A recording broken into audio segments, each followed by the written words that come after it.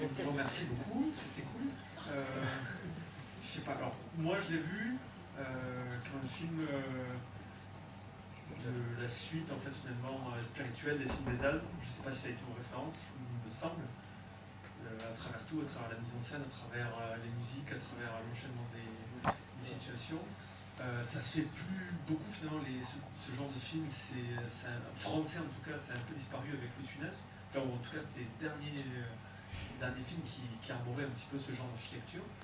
Et depuis finalement plus rien, un peu des films de Dupuis qui reprenaient un peu ce genre de folie et de non-sens, mais qui finalement est l'essence de ce genre de film. Je voulais savoir, vous, de quoi vous êtes parti, comment ça vous est venu, et est-ce que effectivement les As ont été vos sources? Pas vraiment une référence, une influence, ça c'est certain. Effectivement, oui, c'est genre, y a-t-il un pilote dans l'avion, tu sais, les genres de films. Où forcément, là, on y pense dans l'avion. Et c'est vrai que quand il déclenche le toboggan. C'est sûr que, par exemple, la séquence d'avion, ce qu'on a tourné, c'était beaucoup plus long, par exemple. Tout à coup, on a envie d'en faire plein, mais après, ça devient trop long et le film n'arrête pas de commencer. Donc, voilà, il y a beaucoup de choses qui sont parties comme ça, pour des raisons de rythme, qui sont parties comme ça dans le chutier du montage. Alors, effectivement, c'est venu... c'était un peu le principe de départ. J'avais envie de faire un film très visuel, finalement, où le comique du film réside dans les dialogues aussi, mais je voulais qu'il y ait quelque chose de très visuel. C'est pas facile à écrire parce que c'est comme un scénario s'écrit et obtient de l'argent grâce à la façon de l'écrire finalement. C'est très délicat d'écrire des choses visuelles et de rendre compte du comique de ce genre de situation. J'ai l'impression que c'est toujours comme un peu expliquer une blague à quelqu'un qui l'a pas comprise. C'est-à-dire qu'on galère un peu et puis à la fin il dit « Ah oui, ok, c'est assez drôle, oui, d'accord. » Donc ça tombe un peu à plat, mais en même temps, l'écriture de ça, c'est délicat parce que si on est trop dans la description, ça devient fastidieux à lire, et si on l'est pas assez, on ne comprend pas le comique du gag. Donc c'est particulièrement délicat à faire. Et donc c'est pour ça qu'il y a aussi Vimala et Vincent qui sont dans le film, parce que je pense que ils font partie des rares acteurs actuels qui jouent avec leur corps, enfin pas que avec leur corps, mais qui ont un potentiel fort dans le comique du corps, dans le déplacement, et pour moi ils avaient toute leur place dans l'écriture du film et dans les aventures ou les mésaventures de la jungle. Voilà, je ne sais pas si j'ai répondu de manière... Ouais, c'est bon, je valide. Okay. Non, mais peut-être, Vincent peut ajouter un truc sur justement l'aspect gestuel et la manière dont tu as joué, dont tu as pris le rôle. Et maintenant, il faut que tu répondes à ma question. Non, mais justement, tout ce que disait Antonin sur l'aspect gestuel, qu'est-ce que c'est pour toi en tant que comédien Après, non, mais les situations, en fait, j'ai l'impression de faire la blague qui tombe à plat parce qu'on parle d'un truc, on est en train de décrire la comédie d'une manière pas sérieuse, tu sais, genre, est-ce que je les ai connus où ils font poète, tu sais, non, avec c'est un sketch, tu sais, il y a deux savants et avec il dit, c'est quoi le rire? Il dit, par exemple, si vous dites camion, poète.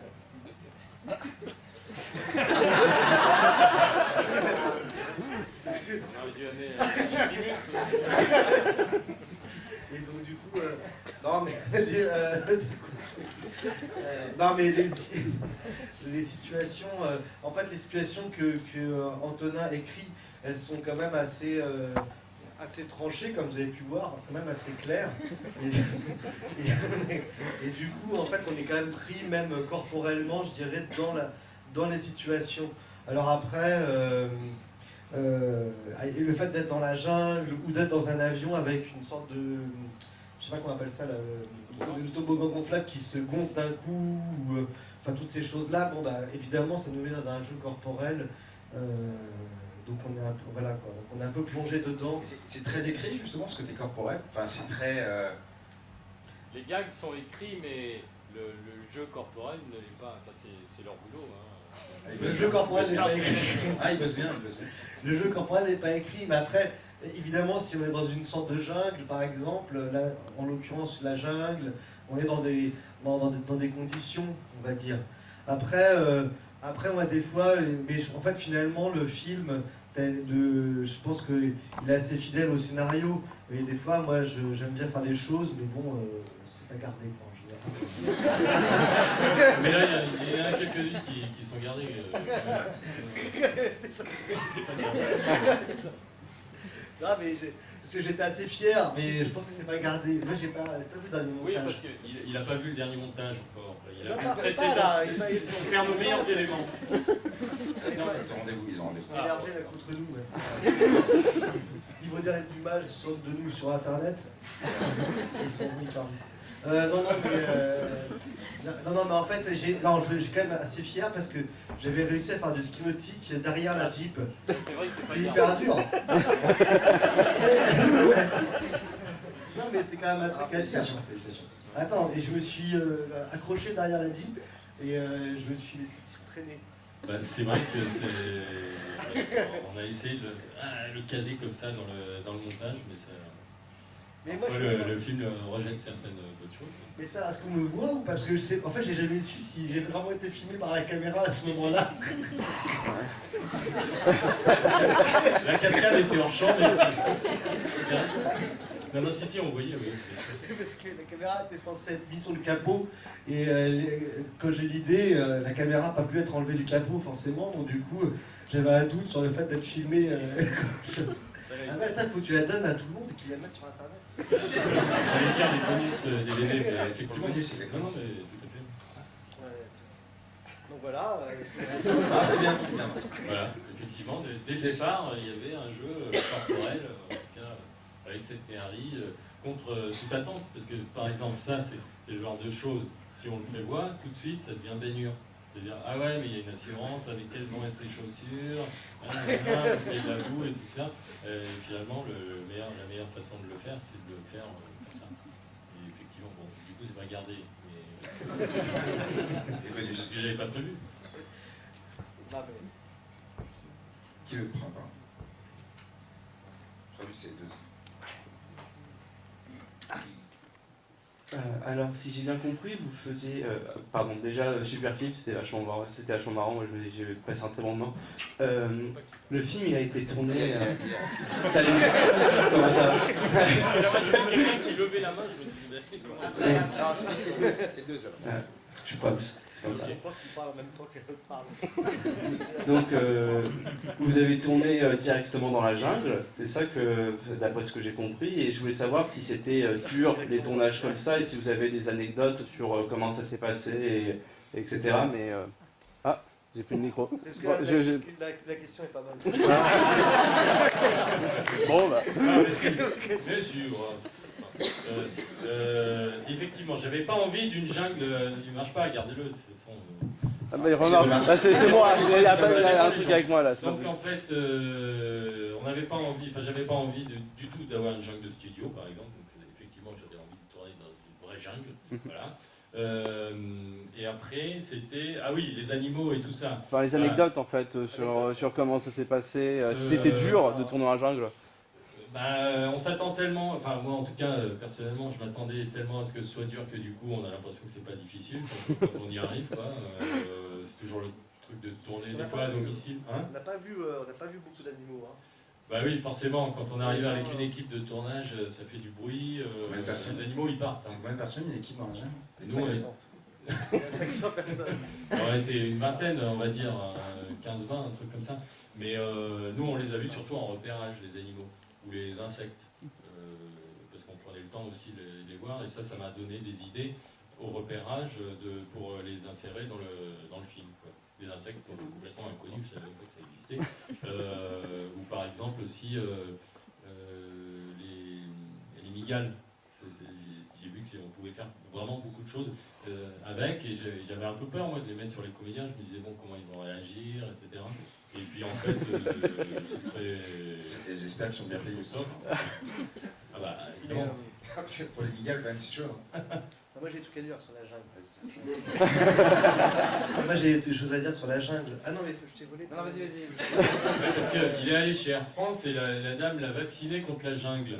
Ouais, non mais ça c'est... Il lui a fait peur sur des trucs de... Non, mais figure-toi par contre, qu'en plus, ouais. j'ai lu qu'il n'y avait pas de billardose. Mais si, c'était le truc, quand tu marches dans la boue, après t'as des vers et ils te mangent les reins. Ah ouais, c'est vrai. Il avait dit ça, ne mettez jamais les pieds dans la boue. Et en fait... Non, dans l'eau stagnante. Voilà, dans l'eau stagnante.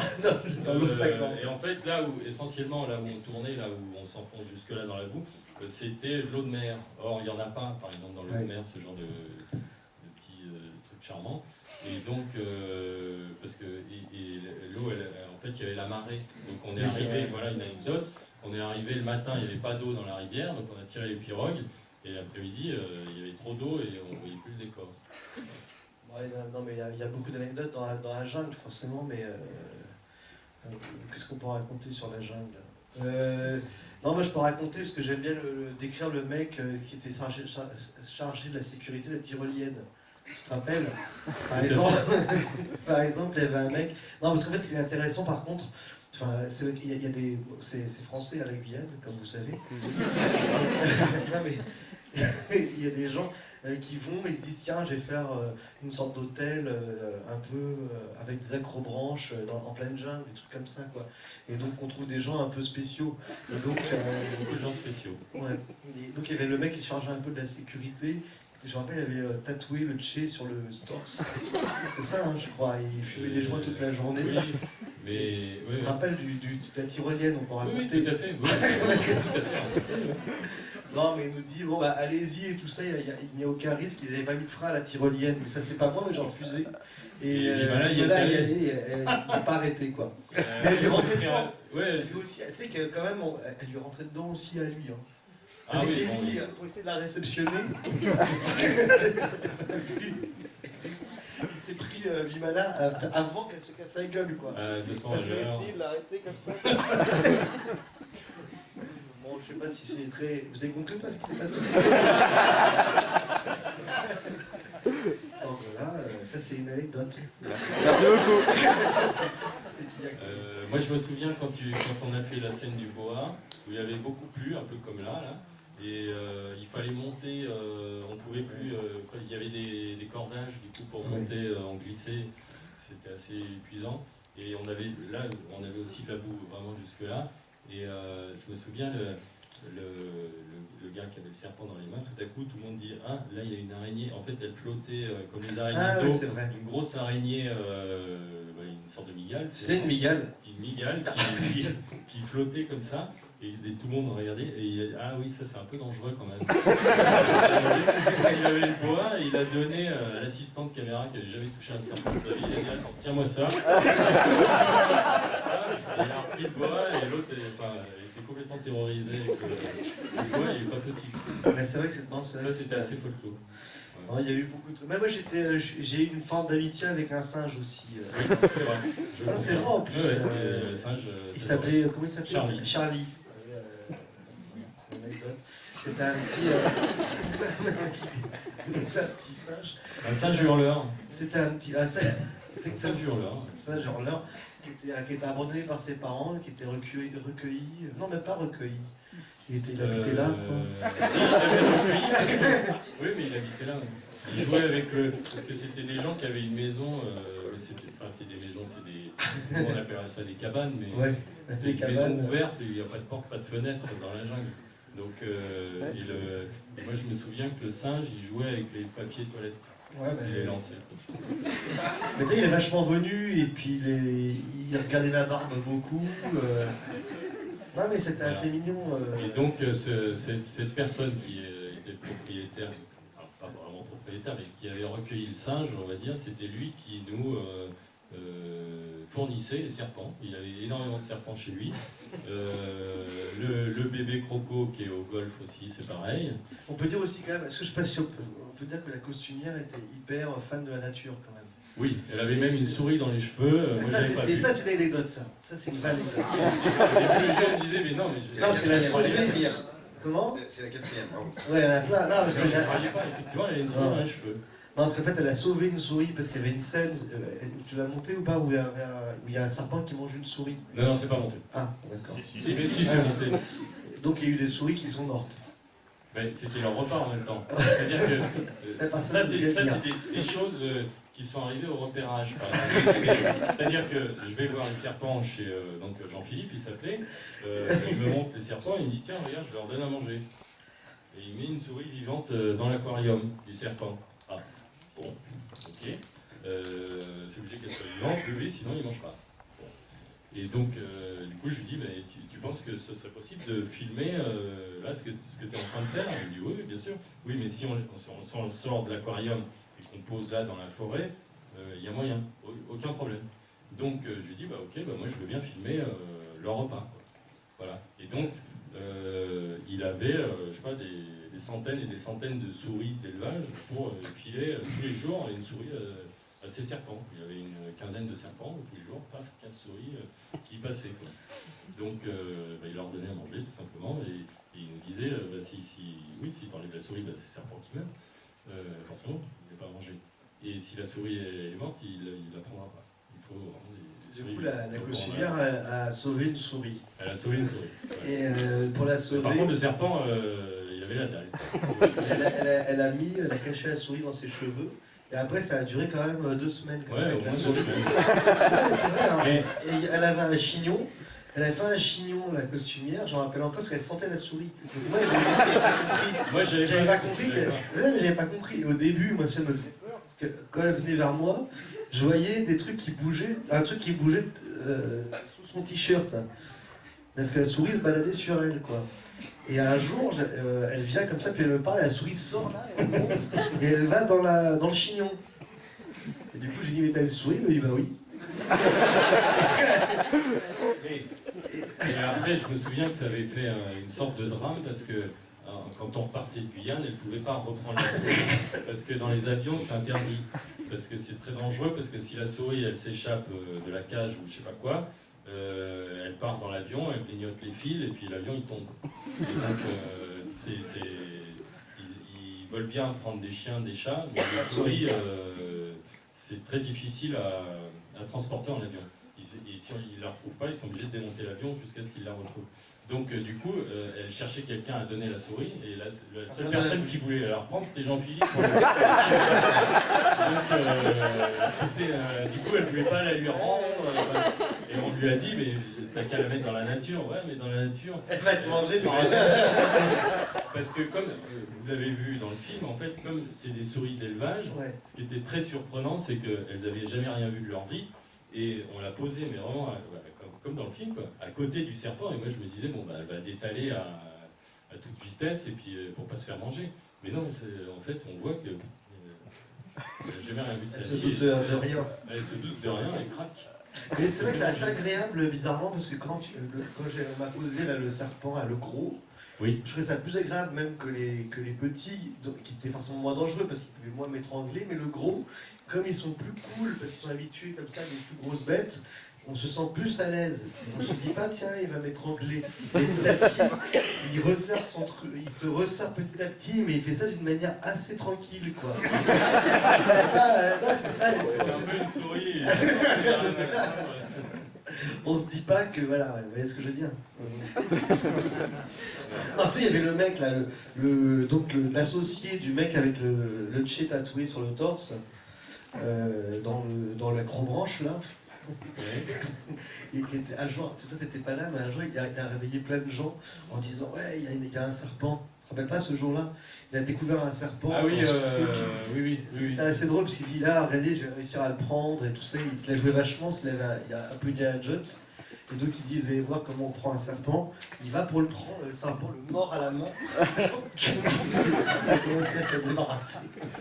Après, et là c'est encore plus absurde, il a dit, je vais encore réessayer une deuxième fois. Et le serpent l'a encore remordu une deuxième fois. Et après il a quand même dit, bon, faut jamais emmerder les serpents. Et il a sauté le truc. Voilà. Encore une anecdote, tu vois. Merci beaucoup. Franchement, une bonne anecdote. On arrête. Ouais, vous êtes 8e. Non, non. sinon je Sauf crois si- qu'on est- Arrête avec les anecdotes, excusez-nous, parce que là, les trucs à raconter. Bonsoir, alors j'avais plein de trucs à dire, mais en fait j'ai envie que vous continuiez à raconter les anecdotes du film, donc voilà. Non, au pire, je vais dire ce que j'avais à dire et je vous laisserai le choix entre me répondre ou m'ignorer et continuer sur les anecdotes. On fait comme ça? Oui, il y aura forcément des anecdotes dans la réponse. Non, déjà, merci beaucoup pour ce film, j'ai beaucoup ri. Je vais pas tout dire parce que ça serait trop long. Par exemple, la scène de combat qui se tient juste après justement le moment de l'affiche. Moi, ça m'a fait énormément penser à des scènes qu'on peut voir dans les films Astérix et Obélix. Est-ce que vous confirmez que c'est une influence ou une référence? Et je sais plus ce que j'avais d'autre à dire, mais ça fait déjà une première question. C'est très bien. Pour moi, alors, pas tant que ça. C'était plus l'influence des films un peu maintenant c'est un peu vieilli, les années 70, là, de Bud Spencer, Terence Hill, hein, où ils s'envoient des tables à la gueule, ouais, des baffes, des trucs comme ça. C'est plus là-dedans. Mais effectivement, c'est quelque chose qu'on peut retrouver, par exemple, j'ai pas vu le dernier Astérix, mais dans le premier ou le deuxième, il y a quelque chose de ça. Voilà, après, en fait, j'avais envie aussi que ce soit filmé dans des plans assez longs, où on voit vraiment que c'est eux. C'est-à-dire qu'en général, dans les films où il y a des cascadeurs, les cascadeurs ont des fois tendance à prendre un petit peu trop le pouvoir sur la mise en scène, et puis ils se retrouvent à faire des choses que n'importe qui peut faire. Et je me dis, alors ça sert à rien. Par exemple, ils font ça. Voilà. La caméra est ici, voilà, caméra ici, et ils font ça, et puis le cascadeur fait ça, ou la doublure, et là on se dit, pourquoi est-ce qu'on prend un cascadeur à 1500 la journée pour le faire? J'ai encore une anecdote. À propos de la cascade, ou des choses comme ça? Parce que tu sais, le jeune et tout, il m'a dit, je te donne un petit coup, et puis il me dit là, non, vraiment, Vincent, vas-y à fond, tu vas passer franco et tout ça. Moi, je suis cascadeur, faut que tu y à fond. Donc, je viens avec mon livre et je frappe vraiment. Et il s'est un peu évanoui. C'est vrai que, mais c'est effectivement, c'est souvent le cas, ils disent non, mais vas-y, et puis donc, effectivement, des fois, ils se prennent des nions. Alors là, on comprend pourquoi on a des cascadeurs. Il mérite 1500. Du coup, ouais, là, franchement, ok, d'accord. Voilà. Et donc, mais alors,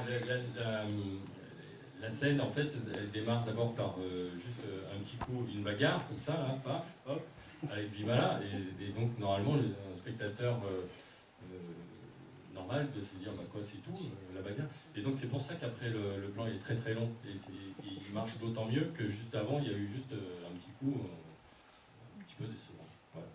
Mais donc, plutôt l'influence viendrait plutôt des films Bud Spencer, Terence Hill, quoi, qui moi me font hurler de rire. Bon, des fois c'est complètement raté aussi, mais les bagarres sont bien. Du coup, c'est moi qui ai une anecdote en fait sur les cascadeurs.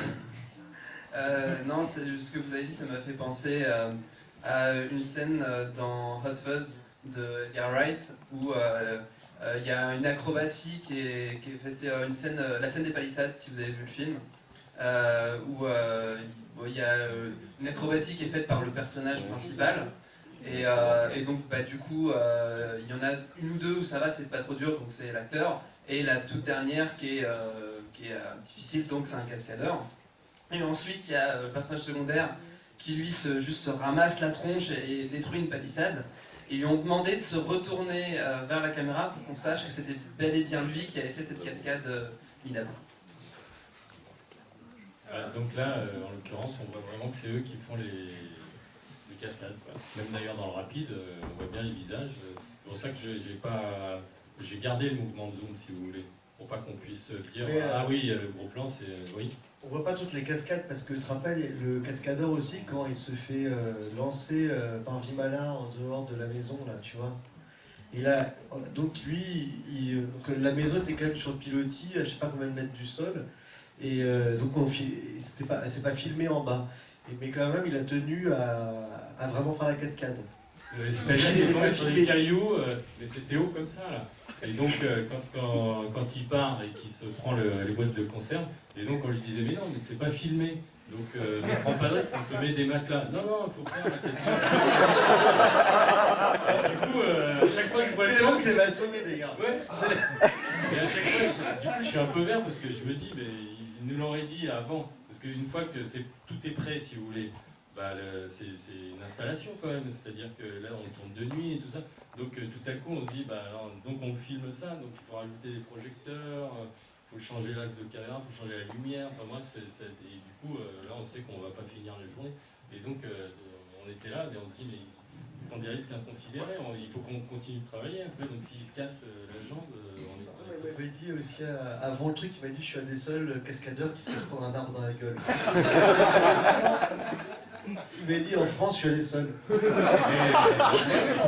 Alors là, c'est une doublure pour celui qui se prend, c'est une des rares choses doublées dans le film, donc c'est le cascadeur qui se prend l'arbre dans la gueule, et il paraît que c'est pas évident. Je pense pas que ce serait évident. On prend vraiment de face, et donc, c'est-à-dire qu'on peut, autant, mais là le problème c'est qu'ils sont tous en short et en t-shirt, donc normalement on met des protections, si vous voulez, sous les vêtements. Bon là, quand on est en short, on ne peut pas. Et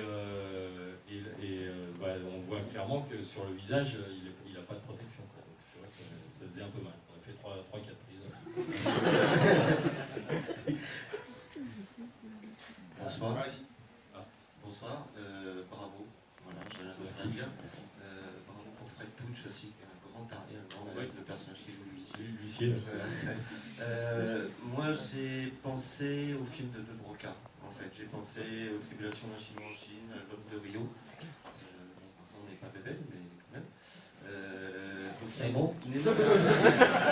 Comment ça? J'ai retrouvé un côté bébé chez Guy Malin plutôt, je trouve. Dans le corps, quand même, non Oui, tu as le corps, Vincent. Dans le corps. Je voulais savoir si vous aviez, Léonard, tout à l'heure posé la question d'Astérix, mais en fait c'est plus une influence générale de la bande dessinée, vraiment, parce que quand on regarde les films de Broca, quand on regarde votre film, c'est vraiment très bande dessinée. Moi, ça fait très longtemps que j'avais pas vu un film français qui faisait autant bande dessinée. Voilà.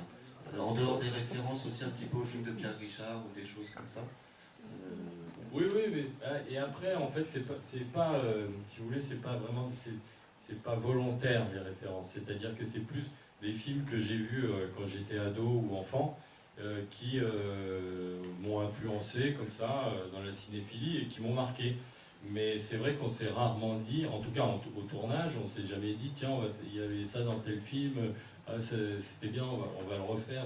C'est vraiment des choses qui viennent comme ça naturellement finalement, à force d'avoir été baigné. C'est un peu Obélix quoi. On est tombé dedans quand on était petit. Donc et puis voilà. Et puis après ça nous nourrit presque pendant toute la vie quoi finalement.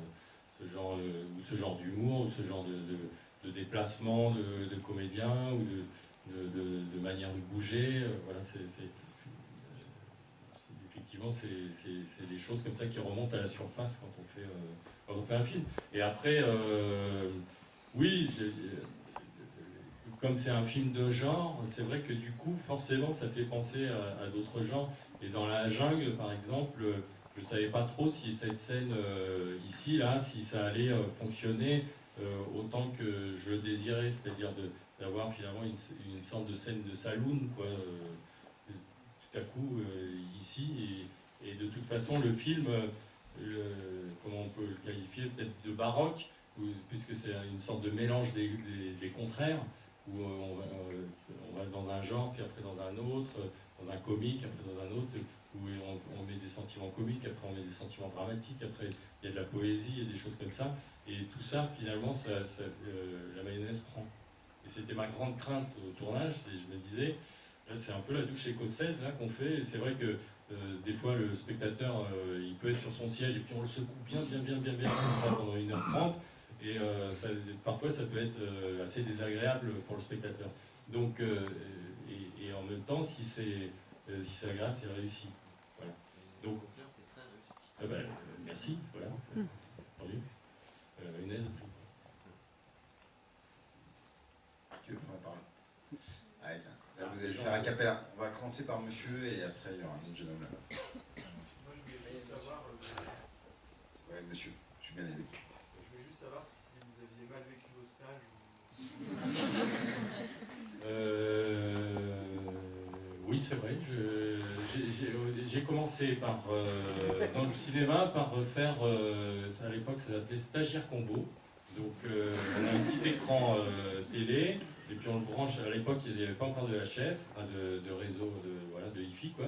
Et donc il y avait un câble, il fallait brancher à la caméra. Donc des fois le combo était là-bas, la caméra était là dans le couloir, donc il fallait tirer des câbles sans arrêt. Et le problème c'est qu'on est stagiaire, donc pas forcément bien considéré, mais on est entre le réalisateur et la caméra. Donc du coup, on a un peu tout le stress à la fois du côté réalisation et script, et à la fois du côté caméra. Et donc parfois on aimerait bien ne pas être là ou se transformer en petite souris et partir, mais c'était une expérience un peu dure. Et je m'étais dit, du coup dans les films il n'y aura pas de combo. Voilà. Donc du coup il n'y en a pas. Il y a un tout petit retour parfois, qui sert en général à l'assistant caméra pour voir si l'image qu'il fait est nette, et je me contente de ça. Voilà. Voilà. Ceci dit, c'est une question qui est intéressante politiquement parce que j'ai appris ça il y a quelques années. Tu vois, on a quand même créé des boîtes d'intérim de luxe pour stagiaires, quoi. Ça n'a rien à voir avec le film, là encore, mais c'est en même temps si. Et ça, c'est la vérité. Donc, ça fait des boîtes d'intérim faites pour les gens qui font des très grandes écoles. Ils n'arrivent plus à avoir de travail. Et en fait, non, c'est un peu grave. Par exemple, des gens qui auraient fait les mines, voilà, les mines, exactement. Comme ça, et Exactement. ils cherchent du boulot et on leur propose de jamais remplacer. De boulot. Non, parce que c'est beaucoup moins cher un stagiaire. T'as coupé la soirée là. Personne ne répond là. Non, mais c'est vrai, c'est un vrai problème. C'est un vrai problème, non? Personne ne répond, ils ont. Je propose d'aller à la nuit debout pour en discuter. Ah, voilà, ouais. Non, mais c'est un vrai problème, franchement, je trouve ce truc-là. C'est fou. Si la méritocratie, elle marche même plus. Oui, mais ça permet de faire des films. Ouais, ça fait des films. Bon, excusez-moi. On va passer la parole au jeune homme là-haut, à gauche. Oui, bonsoir. Ah, bonsoir. En fait, j'ai une question, ça peut paraître bizarre, mais j'ai eu parfois l'impression pendant le film que c'était légèrement accéléré au niveau des voix. Est-ce que c'est quelque chose de volontaire ou c'est moi qui me suis rendu compte de ça C'est tout à fait volontaire. C'est une folie, parce que personne n'a vu cet accéléré. Nous ne tournons pas à 24 images secondes comme ça se fait normalement. Nous allons tourner à 22,5 ou 21,5, ce qui accélère légèrement la cadence. Et donc les mouvements sont un peu accélérés, si vous voulez. Et du coup les voix sont un peu aiguës. Alors il y en a qu'on a corrigé, d'autres qu'on n'a pas corrigé. Voilà, pour Amalric par exemple on a corrigé. Enfin, pas entièrement. Au début on a corrigé et puis au fur et à mesure on a moins corrigé. Parce que comme c'est lui qui attaque le film, on va dire, si dès le départ il a une voix un peu bizarre, le spectateur va être surpris. Donc au départ sa voix est normale, sauf qu'il parle dans un micro. Et voilà, et petit à petit... Et qu'est-ce qui conditionne ce choix en fait? Et bien, pour moi c'était déjà pour donner un peu plus de pêche au déplacement des personnages. Et puis surtout dans le cinéma burlesque, en général il y a toujours une démarche un peu spéciale pour les personnages principaux.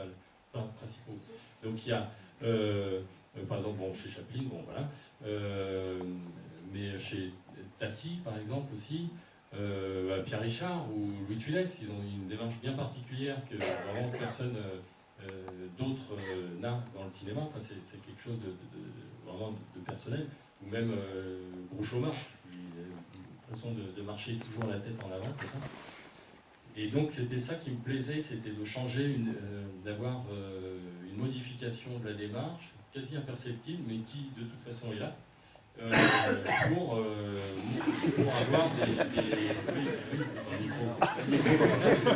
avoir je voulais pas montrer que les gens sont décalés par rapport au monde qui les entoure.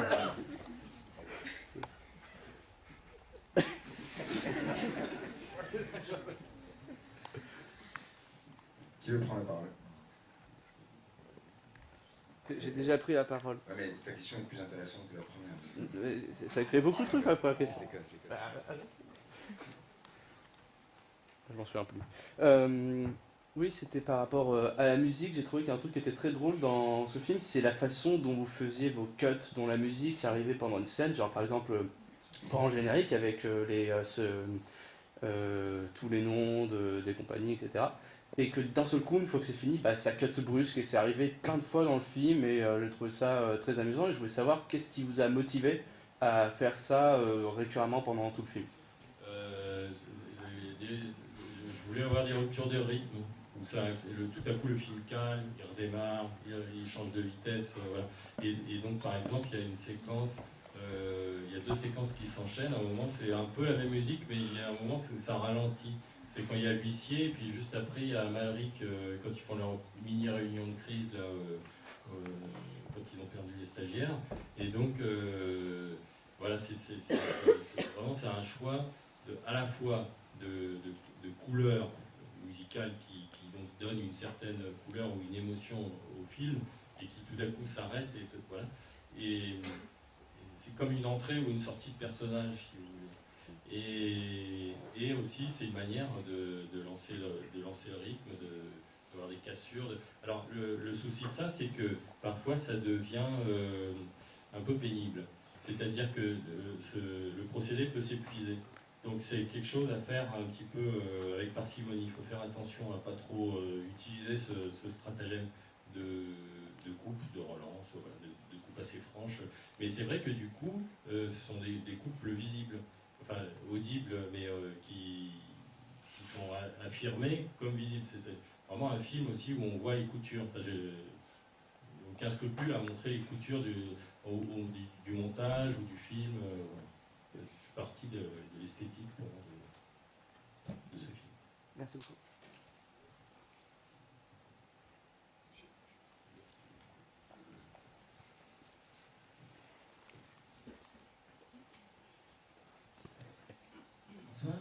Moi, je voulais savoir comment vous avez appréhendé la mise en scène par rapport à la fille du 14 juillet qui était tournée en 16 mm avec beaucoup de caméras à épaule. Ici, on a quelque chose de beaucoup plus posé. Je voulais savoir si c'était pour des raisons économiques ou à cause du tournage loin de la métropole.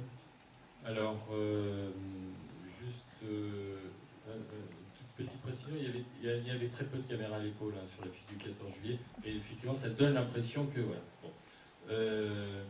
Ici, déjà, il y avait la complication de tourner dans la jungle qui compliquait tous les déplacements de caméra, les poses de caméra. Anecdote, quand il y a un plan qui n'est plus dans le film, qui est resté assez longtemps dans le montage et puis on l'a dégagé, il avait des œufs, à un moment il trouvait des œufs, et il se disait miam, je vais manger. Et il ouvrait les œufs et il y avait des serpents à l'intérieur, des œufs de serpents. Et donc quand on a tourné ça, nous on était dans la boue, et puis pendant ce temps, nous on s'enfonçait petit à petit. Oui, voilà, tout le monde s'enfonçait. Voilà. Et d'ailleurs, même le plan où on voit là, quand vous enfoncez jusque là ou même jusqu'aux cuisses, au départ on est arrivé le matin et on s'enfonçait pas. Mais c'est à force de marcher que le sol est devenu très très mou et au fur et à mesure on s'enfonçait. Et donc ça c'était déjà une difficulté que j'avais un peu sous-estimée dans la jungle, qui était que si on veut déplacer la caméra de 3 mètres, ça prend au moins 20 minutes. Et la difficulté suivante, c'était qu'à chaque fois, et ça le numérique ça nous a aidé, c'est à chaque fois qu'on répétait, ça abîmait la végétation sur le décor. Donc il fallait replanter, le décorateur revenait avec des plantes pour remettre des plantes qui n'étaient pas froissées, si vous voulez, par le passage. C'est un peu comme si on tourne sur la plage ou sur la neige, vous faites un passage, il y a les traces de pas par terre, donc on est obligé de les effacer après, si vous voulez refaire une autre prise. Et donc là, dans la jungle, c'était un peu ça, quoi. Tout de suite, et ça, c'était un peu pénible, parce que du coup, ça donnait, on pouvait difficilement enchaîner les prises. Ça voulait dire que quand on remettait la végétation, il fallait attendre 5 minutes des fois. Et donc du coup, on perd le jeu. Donc des fois, ce qu'on faisait, c'est... finalement, la meilleure manière de faire des prises, c'était de se déplacer sans abîmer la végétation. On en faisait une ou deux. On ne coupait pas forcément la caméra, tout le monde se remettait en place, et puis à la troisième, on y allait franco. Voilà. Mais bon, on faisait ce qui s'appelle des espèces de répétitions filmées, enfin, en fait c'est des prises. Mais donc c'est pour ça aussi que les choses finalement devaient être mises en place de manière assez précise, parce que déjà il fallait repérer, il y avait le décorateur aussi qui devait repérer là où les acteurs marchaient, pour voir qu'il n'y ait pas des bébêtes, des choses comme ça un peu dangereuses. Le plus dangereux finalement c'était les nids de guêpes, parce qu'il y en avait partout, elles sont sous des grandes feuilles, on ne les voit pas, et des fois on donne un coup dans la feuille, et puis on fait tomber le nid de guêpe, et là c'est l'horreur. Donc ça c'était le plus grand danger. Et après, on n'est jamais à l'abri de marcher sur un serpent ou un truc comme ça, encore que c'est vrai qu'à 15 les serpents il est allé, mais bon, on ne sait jamais. Et il y avait une deuxième partie à la question, je ne sais plus. Du coup, pourquoi ne pas avoir pu finir ce 12 ans? Ah, alors pourquoi le 16 parce que déjà j'avais envie de changer, voilà, de changer de façon de tourner, mais surtout le fait d'avoir tourné en numérique nous a permis de tourner une demi-heure de plus tous les jours. Parce que le 16, c'est un support qui est assez beau, j'aime bien ce rendu, cette granularité dans l'image, mais comme on tournait en forêt, grosso modo, en Guyane, à partir de 5 heures, ça devient difficile, et à 5h30 ou 6h, il fait nuit. Donc, la caméra numérique nous permettait de tourner plus longtemps, parce que tout simplement, on était plus sensible. Des fois même, on voit mieux dans la caméra qu'à l'œil nu. Sauf que ça granule un peu, mais c'est vrai que c'était assez surprenant. Et donc, tourner une demi-heure de plus par jour, le soir, nous permettait de rajouter un plan. Et sur 30 jours, c'est assez important finalement. Ce qu'on a pu faire, j'ai vraiment pas regretté d'avoir tourné en numérique. C'était plutôt une bonne surprise. Et la caméra a été plutôt résistante, elle n'est jamais tombée en panne. Alors que ça y va, l'humidité là-bas, faut y aller quoi. Tout pourri. Vous mettez n'importe quoi, vous posez un crayon, vous revenez 3 semaines après, il y a des branches.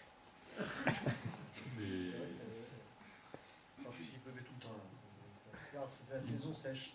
Oui, mais en même temps, on l'a filmé, cette pluie. Donc ça nous a permis de voir ça. C'est vrai. Une question ici. Bonjour. Alors, une autre difficulté, souvent dans les films, c'est l'argent. Et tout à l'heure, vous en avez parlé, mais vous disiez des films d'auteurs comiques qu'ils étaient c'est beaucoup plus libre à faire. On est beaucoup plus libre, mais en même temps, on peut faire moins de choses, parce qu'on n'a pas d'argent. Et donc justement, est-ce que pour ce film, c'était plus simple que pour le premier long métrage? Absolument. Financièrement. Oui, c'était à la fois plus simple et plus compliqué, parce que en fait, quand on a plus d'argent, on peut avoir plus de désir. Enfin, on sait que voilà, mais on n'en a jamais assez. Donc là, c'est un film à 3 millions. Bon, j'aurais bien aimé en avoir 3,5 millions. Quand on fait un film à 5 millions, on aimerait bien en avoir 6. Voilà.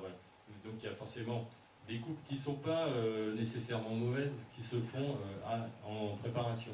C'est-à-dire que tout d'un coup, il faut réduire, je sais pas, le scénario il fait 80 pages, il faut qu'il en fasse 72. Donc il faut enlever 8 pages.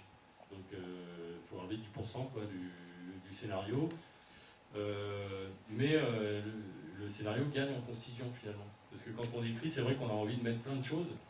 Et puis, il y a un moment, on est confronté à la réalité économique du cinéma, parce que c'est pas de la peinture. Hein. Donc, du coup, faut faire avec ce qu'on a. Et il faut utiliser l'argent au mieux de ses capacités. Exemple. Donc, par exemple, au moment du devis, du film ou de l'organisation, j'ai mis un peu mon nez dans le devis. Par exemple, l'iguane qu'on voit dans le film, à un moment, c'était une scène différente. Ça devait être dans la chambre d'hôtel où l'iguane il devait passer d'une chambre à l'autre.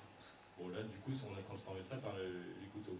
Alors, comment ça se fait que ça a changé? Déjà, on a perdu le décor. Donc, voilà, ça règle bien des choses. On a tourné sur un autre décor. Mais surtout, je vois le devis de l'animalier. 7 000 €. Ah, bon, c'est cher. Oui, parce qu'il le fait venir de Paris. Il n'y a pas en Guyane, c'est pour l'iguane. Oui, mais bon, là, tout ça, bon, bref. Donc, c'est complètement débile. Alors, et en plus, surtout qu'au bout d'un moment, il me dit: ah ben non, c'est pas possible, ce sera un lézard, il sera grand comme ça. Bah non, t'as intérêt, je vois pas. Voilà. Et on a bien fait, parce que du coup, l'iguane, forcément, on l'a trouvé là-bas. Ça, c'était pas compliqué. Et après, on arrive, et ça, personne ne nous l'avait dit quand même, et surtout pas l'animalier. On le pose sur le carrelage de l'aéroport, et là, l'iguane, il bouge plus. Parce que comme c'est un animal à sang chaud, et qu'on le met sur le carrelage glacé, il bougeait plus. Et il s'était mis en espèce d'hibernation, je sais pas quoi. Et c'est pour ça qu'au bout d'un moment, bon, on en a eu marre. Et hop, on passe au plan suivant. C'est pour ça qu'il... Ouais. Et à un moment, Vincent, il est arrivé, il le touchait, tout ça, mais la bébête, elle bougeait pas. Hein. T'as regardé ou pas quand j'essaie de donner des petits coups au crocodile ou pas? Oui, bien sûr. Hein. Ah, le crocodile sur la pelouse de machin. Et donc, et si vous voulez, ça, par exemple, économie 7 000 €. Pareil, la souris, à un moment, il y avait une scène qui n'est plus dans le film, où quelqu'un s'enfonçait dans les sables mouvants, il y avait une souris qui passait, qui regardait le personnage. Donc on a tourné, mais bon, il se trouvait que ça s'intégrait pas très bien. Souris, devis animalier, 5 000 €. Waouh, c'est Mickey Mouse là quoi. Donc, non, en fait, et donc c'est là où j'ai appris ce truc d'avion. Bah oui, mais la souris, il amène d'avion, c'est compliqué, là, faut des autorisations. Mais il n'y a pas des souris en Guyane. Enfin, c'est... Donc voilà, et tout à coup, économie, 12 000 €. Ah, voilà. Et c'est des choses comme ça qui, bon bah ok, c'est 12 000 €, on va en faire autre chose. Et donc, finalement, quand on a beaucoup d'argent, il y a un moment où parfois on peut arriver à des délires un peu comme ça sur ah bah tiens, on a besoin d'une souris, aucun problème, on va la prendre, tac, combien tu veux, 5 000 €, ok, tac, merci. Voilà, des délires un peu de cinéma comme ça où si on s'en mêle pas, finalement, ça peut. Parce qu'après, ça fait boule de neige, c'est-à-dire que plus il y a de personnes. Et puis plus ça va demander de personnes dans l'organisation.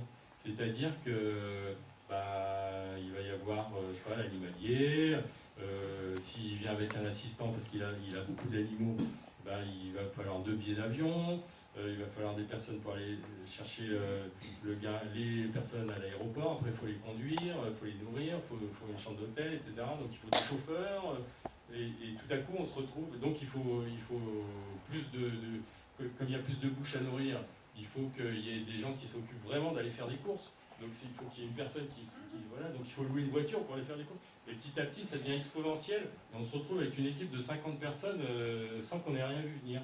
Et donc c'est ça, pour moi, la difficulté qui a été dans l'organisation du film, c'était de pouvoir dire stop dans le côté exponentiel que pouvait atteindre le film. Et ça a été, je pense, une bonne chose, et ça a énormément servi le film d'avoir eu cette vigilance, finalement. Vous disiez, vous mettez le nez dans le devis. Normalement, les réalisateurs n'en regardent pas. Bon, ça dépend.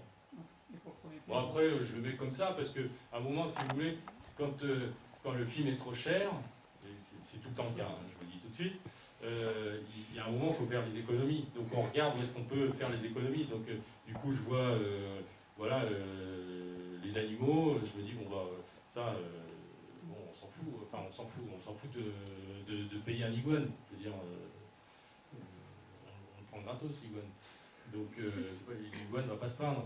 C'est pas avec 5 000 € qu'il va vivre, l'iguane. Il va bouffer des insectes, tu vois.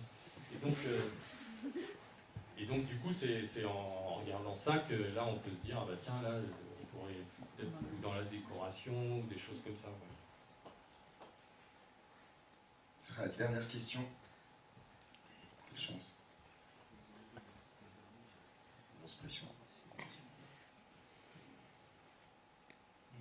Moi, je rebondis un petit peu sur une question précédente, parce qu'en l'occurrence, je sors des mines. Très bien. Alors, c'est vrai ou pas ce qu'il dit? Ben non, pas tout à fait. Alors, Enfin, c'est ça qui est amusant parce que du coup, au moment du stage, j'ai eu le choix entre audit et administration. J'ai choisi administration. D'accord. J'avais pas envie de bandage pas sur le visage, parce que ça me disait pas trop. Mais le fait est, enfin, j'étais assez amusé de voir que pour une fois, les stagiaires n'étaient pas bornés à faire le café et les photocopies, c'est un peu plus des fois. Bon, bah là, il fait carrément le personnage principal. C'est fantastique. Le fait est que, vis-à-vis de ce film-là, vis-à-vis de la fille du 14 juillet aussi, il y a une façon un petit peu d'égratigner un petit peu l'administration que je trouve assez amusante et qui n'est pas forcément dénuée de raison. Et c'est aussi quelque chose que j'ai pu retrouver dans Gaz de France de Benoît Forgeard récemment. Et je me demandais si vous aviez eu, suite à la fille du 14 juillet en particulier, est-ce que vous avez fait face à quelques réticences parfois au niveau des financements ou... Sans aller jusqu'à dire que vous faites dans le subversif, mais non, peut-être dans la comédie c'est fantastique, mais... par rapport à l'administration, vous voulez dire? Oui, notamment au niveau du CNC ou des choses comme ça, qu'ils aient pu se sentir visés ou des trucs comme ça, c'est ça? Par exemple, au niveau des permis que vous avez pu avoir pour... non, je l'ai pas ressenti de cette manière. Alors, il y a eu quelque chose quand même, c'est qu'en Guyane, par exemple, bien que le président du Conseil général nous ait prêté son bureau, il nous a demandé à ce que jamais ce soit dit dans le film que ce soit le Conseil général. Voilà. C'est pour ça que c'est le Conseil tropical guyanais. Alors, mais la blague, c'est que donc les initiales, ça fait CTG, et que maintenant en Guyane, depuis qu'on a tourné quasiment depuis le mois de janvier, il n'y a plus de Conseil général. Il y a le Conseil territorial guyanais. Alors, donc on a proposé ça, nous on a proposé Conseil tropical guyanais. Ils ont dit ok. Et donc on a dit, mais vous avez bien noté que ce sera les mêmes initiales, donc il n'y aura pas d'embrouille après. Non, ok, on ne veut juste pas que ce soit... Ce qui est aberrant, parce que maintenant le Conseil général, ça ne veut plus rien dire en Guyane, il n'y en a plus. Donc, ok, d'accord, voilà. Et quelque part, le film, c'est un peu ça, c'est les aberrations parfois de l'administration. C'est une vraie mise en abîme, quoi. C'est complètement hallucinant. Et donc, voilà, c'est un peu le seul truc qu'on ait eu à changer. C'est vrai qu'au départ, j'avais pas tellement envie de changer, juste parce qu'il me demandait de changer. Et puis finalement, le Conseil tropical guyanais, c'est bien, je suis assez content. Si vous avez jamais été freiné, c'est bien, je le souhaite que... Bah, en tout cas, pas dans mon souvenir. Voilà, c'est pas... Non, je n'ai pas le souvenir qu'on a eu de freinage intempestif comme ça. Non. D'ailleurs, dans le film, l'administration y va, hein, ils ont quand même des projets, puisqu'ils veulent faire une piste de ski. Bien sûr. Du coup, quand même. Non, et alors le truc, c'est parce que finalement, même si le film comme ça, il est burlesque, il est drôle et tout, c'est quand même tout inspiré de la réalité. Par exemple, le coup de la double veste, moi on me l'a raconté quand j'étais allé en Guyane. C'est-à-dire qu'il y avait j'étais chez quelqu'un qui était de la famille, et puis donc on discute comme ça, il me dit ah tiens, t'as vu, j'ai fait refaire là, le terrassement, là, la terrasse, tout ça. Ah bon, oui, très bien. Et donc, c'est un gars qui est venu, bon, il me disait, bah voilà, je vais vous le faire au noir, 500 €, tout ça, bon, ok. Donc il le fait. Et puis comme ça, ils discutent, et puis à un moment, l'autre, ma famille, il comprenait pas, parce que le type, il parlait de son boulot. Alors, oui, au boulot, tac, tac, j'ai un collègue qui a fait ça, non. Et donc, il dit, en fait, je comprends pas, vous me parlez de boulot, mais vous n'êtes pas maçon? Il me dit non, je suis pas maçon, moi je travaille, il travaille à la Sécu ou un truc comme ça, mais je fais le coup de la double veste. Ah bon? Et ben, c'est-à-dire que j'ai un bureau, j'arrive, j'ai 2 paires de lunettes et 2 vestes, je pose ma veste, ma paire de lunettes, j'ai un collègue qui est dans le même bureau qui est au parfum, et donc je m'en vais le matin, là je viens faire les travaux, je reviens le soir, et comme ça, s'il y a des gens qui me cherchent dans les bureaux, ils arrivent dans mon bureau, ils voient les lunettes, la veste, ils disent bah non, il est dans la maison, c'est sûr, il a dû partir faire une course, il va revenir. Et donc, quand on m'a raconté ça, j'ai halluciné. Alors peut-être ça se fait autre part qu'en Guyane, mais en tout cas, comme on me l'a raconté en Guyane, j'avais envie de... Voilà, c'est très malin d'ailleurs. Ah, ils l'ont fait aussi. Il y a aussi le truc là de... Ça c'est un vrai truc. On peut en faire du montage pour l'enlever ce truc. La photo là du pont là qui doit... Parce que les Français ils ont voulu faire un pont vers le Brésil. Oui. Et donc ils ont commencé à faire le pont et en fait le Brésil dit non en fait nous on voudrait pas de pont. Alors c'est pas tout à fait ça. Ils ont arrêté. Non, c'est pas tout à fait ça, c'est pire que ça. C'est-à-dire qu'il y a eu le pont entre la France et la Guyane. La Guyane et le Brésil, et donc qui a coûté quand même 50 millions d'euros et qui a été financé par l'Europe, et puis par une volonté politique présidentielle. C'est-à-dire que ce pont, en fait, c'est les Guyanais qui n'en voulaient pas. Les Brésiliens en voulaient bien, ils s'en foutent, le pays est tellement grand. Donc, et du coup, parce que si vous voulez, tout vient de métropole en Guyane. Donc le commerce ou les élus avaient peur que ça nuise à l'économie des matières premières qui viendraient du Brésil et qui du coup coûteraient nettement moins cher. Et donc ils se sont dit comment on va bloquer ce pont. Et ben en fait c'est l'Europe qui l'a financé, et donc c'est l'Europe qui le bloque. Enfin, c'est les normes européennes, parce que du coup les bagnoles brésiliennes ne sont pas aux normes européennes, donc elles n'ont pas le droit de franchir le pont et de rouler en France, et les voitures françaises ne peuvent pas aller au Brésil parce que les assurances ne veulent pas. Parce que là-bas, les routes vont un peu à l'avenant, et les Brésiliens conduisent sans assurance. Ils ne sont pas obligés d'avoir des assurances, donc les gens conduisent sans assurance, donc c'est problématique. Mais au-delà de ça, il y a un lien, il y a un docu sur...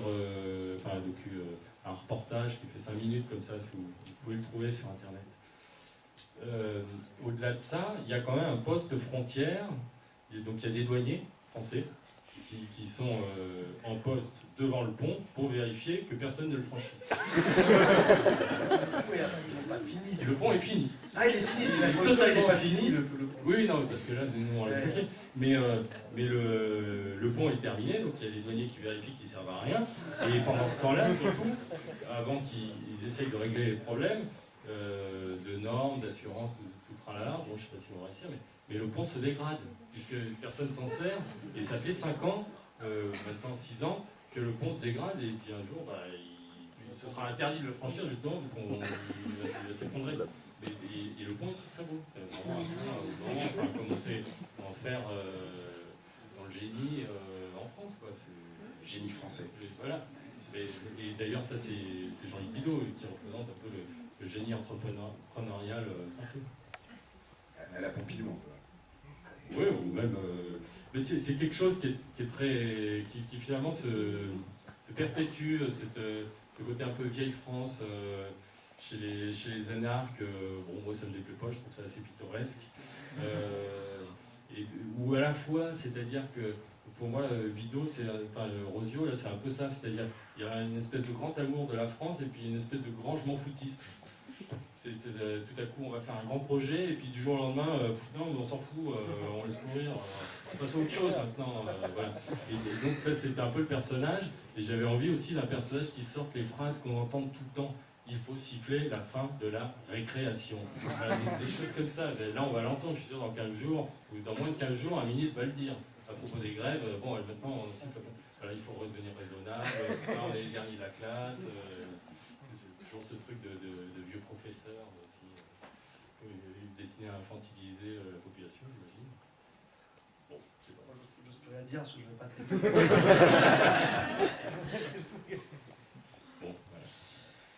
Bon, exactement. C'était le mot de la fin. Antonin, Vincent, merci beaucoup. Merci.